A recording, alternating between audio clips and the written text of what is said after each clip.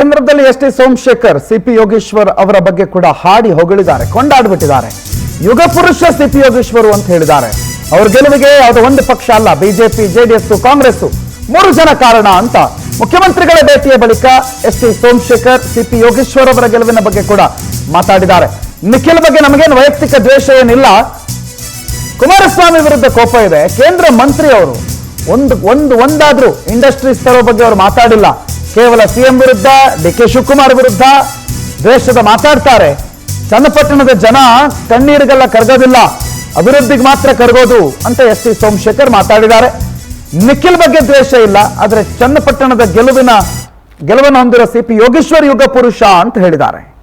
ಈಗ ಚನ್ನಪಟ್ಟಣ ಚುನಾವಣೆ ಯೋಗೀಶಂದ ಮುಂಚೆ ನಾನು ಹೇಳಿದೆ, ಇದು ಕಲಾ ಪುರುಷ, ಅವನು ಯೋಗ ಪುರುಷ.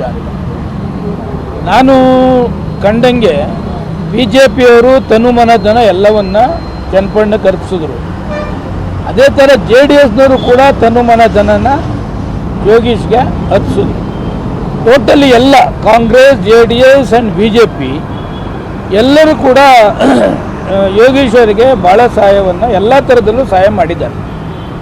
ಇದು ನಿಖಿಲ್ ಕುಮಾರಸ್ವಾಮಿ ಮೇಲೆ ಕೋಪ ಅಂತಲ್ಲ, ನಾನು ತಿಳಿದ ಮಟ್ಟಿಗೆ ಕುಮಾರಸ್ವಾಮಿಯವ್ರ ಮೇಲೆ ಇರ್ತಕ್ಕಂಥ ಕೋಪವನ್ನು ಮಗನ ಮೇಲೆ ತೀರಿಸಿದ್ದಾರೆ.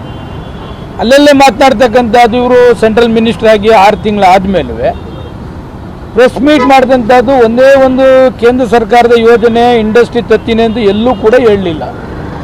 ಬರೀ ಸಿದ್ದರಾಮಯ್ಯನವ್ರ ವಿರುದ್ಧ ಮಾತಾಡು, ಡಿ.ಕೆ. ಶಿವಕುಮಾರ್ ವಿರುದ್ಧ ಮಾತಾಡು. ಅದಕ್ಕೆ ಜನ ಕೂಡ ಬೇಸತ್ತಿದ್ರು.